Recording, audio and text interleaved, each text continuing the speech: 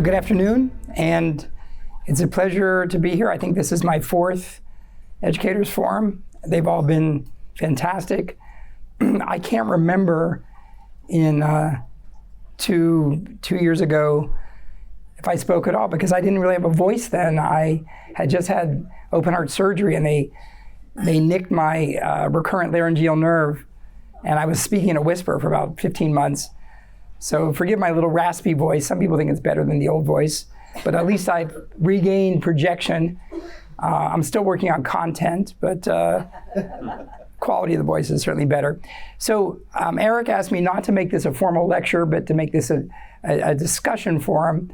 So I'm going to try to restrain myself as best I can to keep it in that format.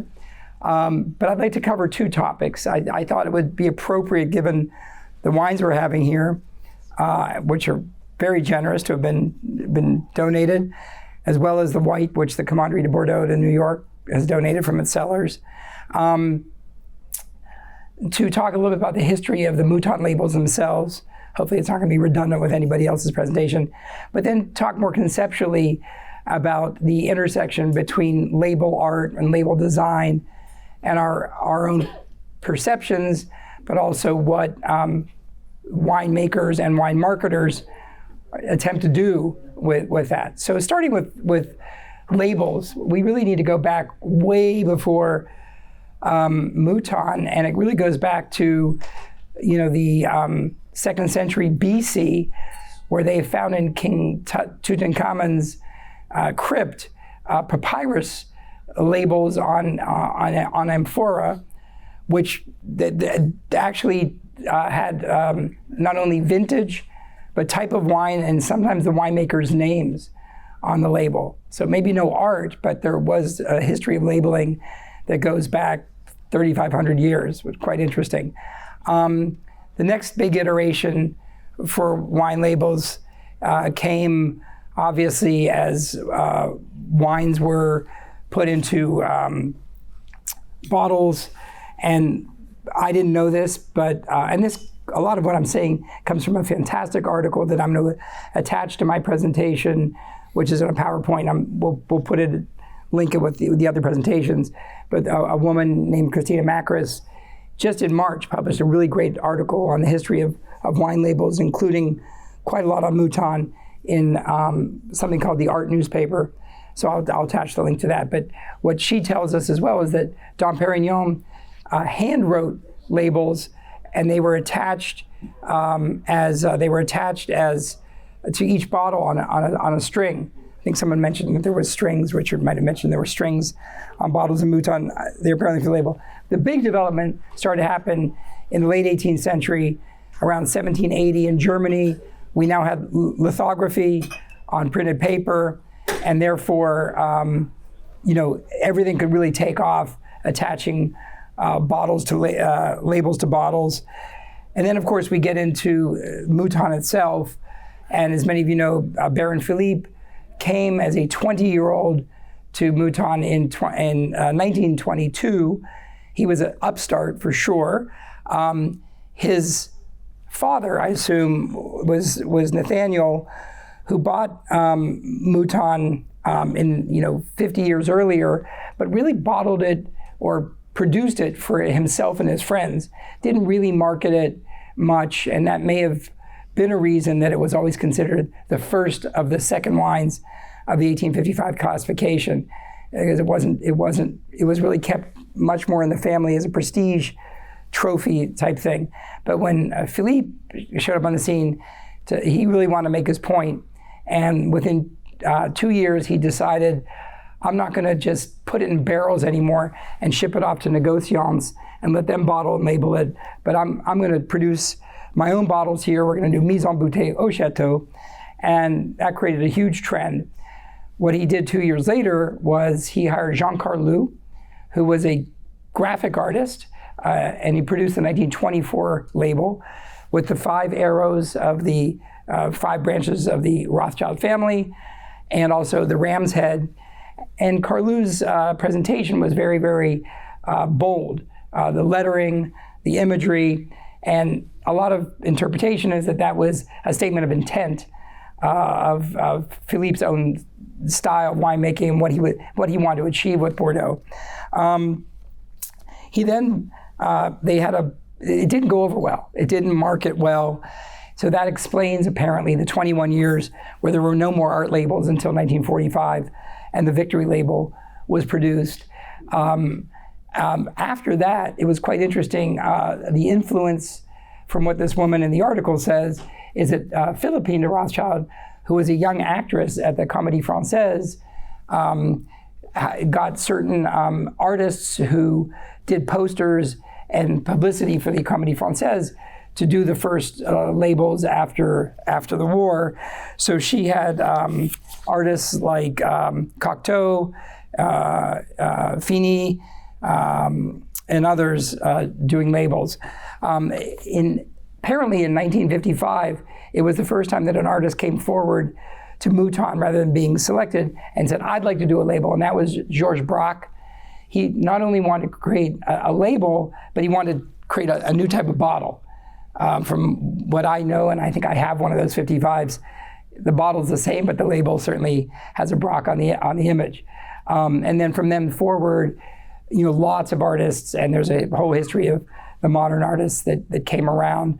And it's, many, many other wineries have adopted the idea of art on the label, but none have come close to replicating the talent and the impact of the Mouton labels. And of course, they've done a great job memorializing it in a gallery at the Chateau with a collection of the art. And they've taken that art on tour since the early 1980s, and it's gone to, I think, as many as 42 different cities around the world. So that's a little bit the brief history of the Mouton labels. Going to the broader conceptual idea of art on labels, and really I hope people talk, whether with the entire group or among themselves at the tables, and certainly can stimulate with any questions while I'm still up here. But I think the conventional wisdom was that the art on a label was a message in the bottle. It was an expression to try to tell the consumer and the taster what's in the bottle. But more advanced thinking has come around, and it's just as much from what I have read and what I believe is from instead of the inside out, it's the outside in. It's much more a multi-sensory process of whether we identify with the art and it forms an impression of the wine in a multi-sensory process of what we think about the wine. So it has as much to do or even more to do with our own thinking about the art than what the winemaker or the marketer is trying to do with the art. And there's lots and lots of studies that have been done. You can imagine when you're producing millions of bottles of Yellowtail, right? And you've got to get it at the right place in the wine shops for the eyeballs to find it. You spent enormous amounts of money with graphic artists and with psychologists trying to figure out what is the most attractive label to get someone to buy it and to get someone to think about the wine after they've bought it, whether or not it's just as they hold the wine after purchase or as they drink the wine. Because there are these various phases, right? It's the purchase, it's the keeping, and it's the consumption. This is obviously a very contextual area, and the studies have been very, very diverse. I mentioned eye tracking, and that's called visual salience in the terms of the industry.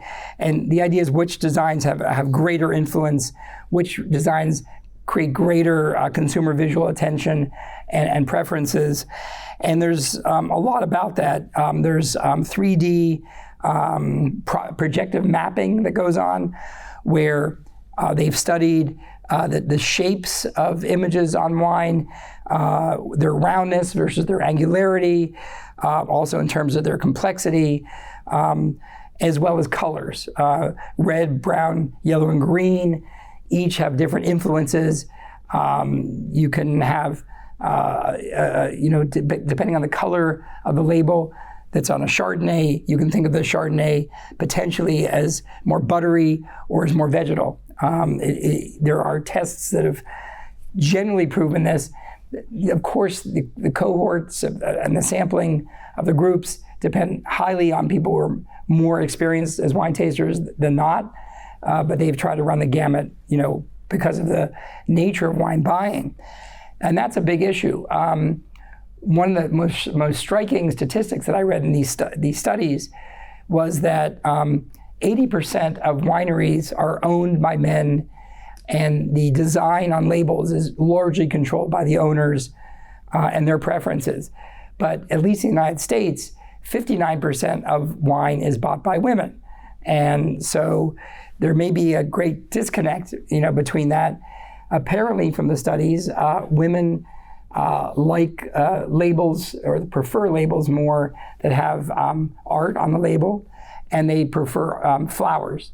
And I know this sounds quite chauvinistic, but this has been studied and is relatively proven. There's and that's sensory expectation. That's not just do I like the label because it's pretty, but there's real identification. Do I like the art? Will it make me like the wine more? And there is, of course, that intermediate step of ownership. I bought the wine. I have something invested in it. I better like it. So this is why it's, complex and contextual as a concept. There's also a lot of study that's been done on on the combination of text and art on labels. And apparently they have found that some text is much more influential on the purchasing of wine than just pure art on the front and text on the back. That art alone, it can be problematic. But the basic colors of the label, but other colors that we confront as well, the color of the glass, the color of the room we're in, apparently through studies also has an effect on our taste and our perception of wine.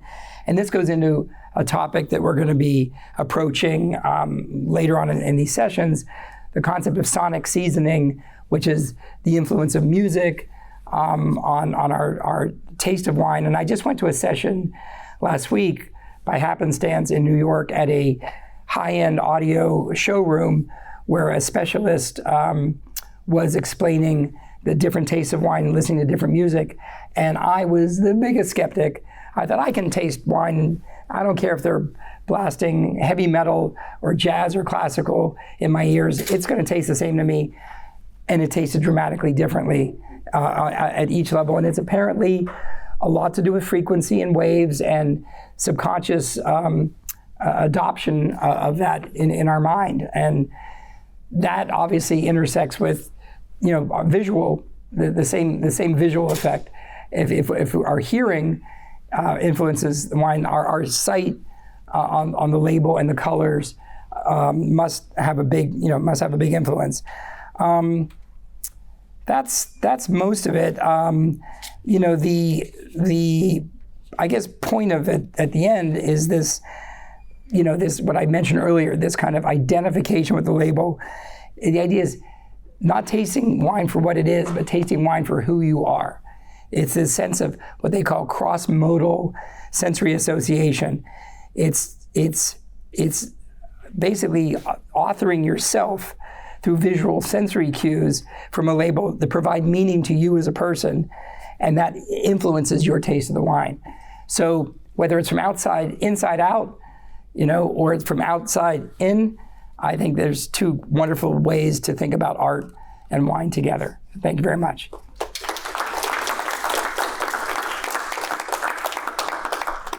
Now, discussion.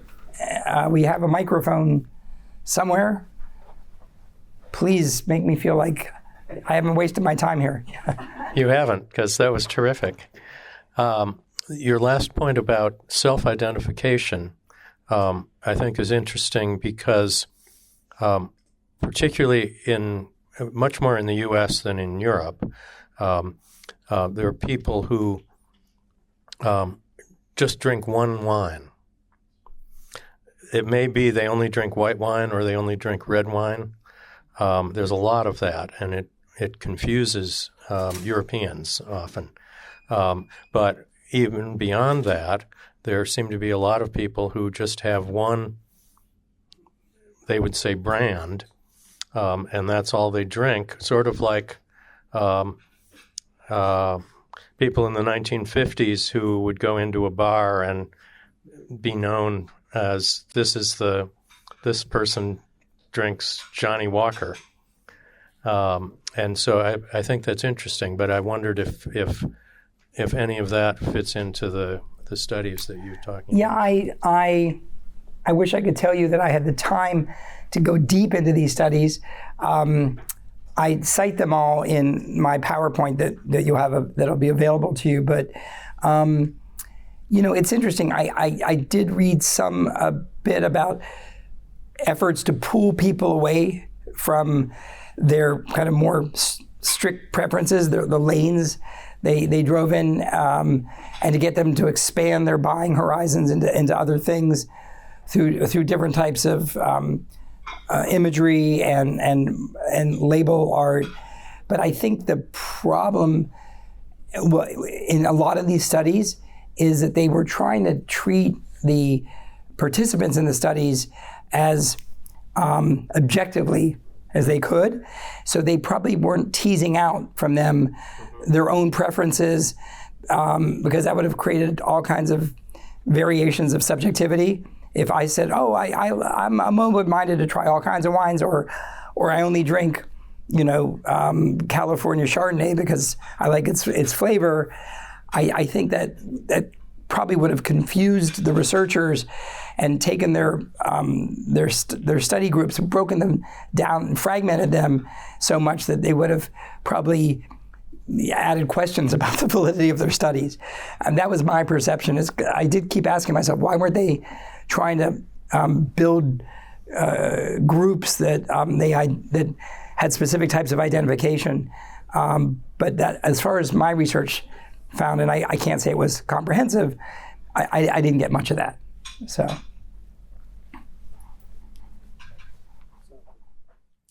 Thank you. It was great. So just real quick, so I was just curious, was it all American-centric studies that you looked at? No, actually, quite a lot of them were from the UK. Okay. Apparently, UK researchers were hired by a lot of European wineries because of the way the commercial aspects of the UK wine market. And I noticed that only because as I was pulling these things, they talk about color with COLOUR, and I said, oh, okay. It's a different study. Now I know where that came from, and then I dig into it. So it was fairly. It may have been more European, U.S. centric than wine buying from the rest of the world, where I have a feeling you would get into more narrow bands. Eastern Europeans probably buy. If you're from Moldova, you probably only drink Moldovan wine, right? You don't have the ability. There's not much importation of different types of wines. I was just curious because you open up as like an onion, right? There's so many layers to the dimensions, all the different senses and all the different things that the art conveys to you at a different period of your life. You could have gone through, lost a loved one, or you could have had a celebration, and so that art may speak to you differently at different periods of time, which is difficult to capture in a study. Yeah. We did a study on basically beer and alcohol consumption inside sports bars, and an Arbitron report, and it was fascinating. Depending on what kind of advertisement or kind of representation of the liquor or beer that we were promoting, and what it changed in the POS at the bar. So it's really interesting. It's such a deep topic, actually. I would love to talk to you some more about it. Right, and it's really interesting. Yes, please.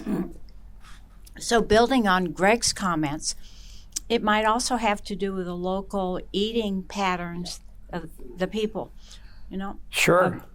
Sure. I'd imagine all these studies were done abstractly just with wine and not pairing wine and food. But, I was talking to,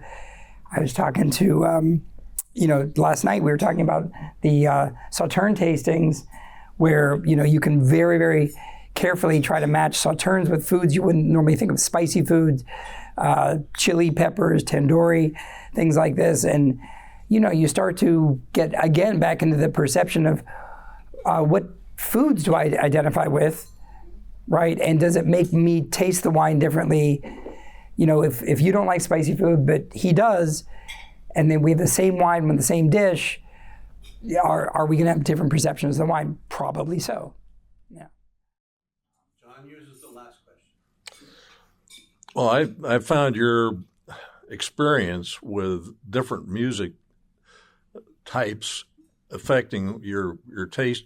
I've never heard of this one before, but I've been involved with things where we have the same wine that's had different oak treatments, same wine out of different format size bottles. I've never been to one, but Riedel has these events where you have the same wine out of different glassware, and people say that makes it taste different. And sure does. I don't know if there's any segue of all these kind of factors into how can you explain what affects what? Is it music, size of the glass, amount of the oak, all these Expectation bias. Right. and the color of the room, format of the wine container, and right. Is there any commonality here? Right, and that's why they call it a multisensory, multimodal approach, which is trying. You look at all these things singularly, and it's kind of like a liberal arts study. How do I then put them together and create any kind of coherent theory? I think it's got to be very tough. I will give you some hints though of what this woman who I'm getting some more material from her, and I'm going to try to add it to whoever does the music and wine experience. But I was kind of shocked. She said that it's pretty well proven that electric guitar makes California Cabernets, oaky, high-intensity Cabernets taste better to people, for almost everybody. And we tasted some truffle cheese that was kind of creamy, and then we listened to an old standard that was kind of not very melodic, not very interesting, and all of a sudden the cheese tasted very gritty. And I couldn't believe it. And she didn't cue us. She didn't say, it's going to taste like this now. She just asked us for our reactions afterwards, and we were quite surprised. But you're right, John. I mean, how do you put it all together? Probably not so easily, but it's we live in a highly complex world, and I think it's fun to study these complexities and think about them. It's just probably attacking them. You make a good point, though. One by one only gives us partial answers. Well, were you listening to digital or analog? Right. Was it solid state or vacuum tubes? Because that's going to change everything. Exactly. Yeah. And right, it was so high end, but I think it was digital and solid state. Well, nothing can sound good if it tastes good if you're listening. Exactly. All I know is the speakers were $350,000 speakers, and I was too scared to ask what the amps cost. I think they were Dunleavy's. But I'll show you some pictures of the components. The components were all from Don D'Alessandro, who's apparently now a super high-end amp and maker. So, thank you. All right. Okay. Pleasure. Well,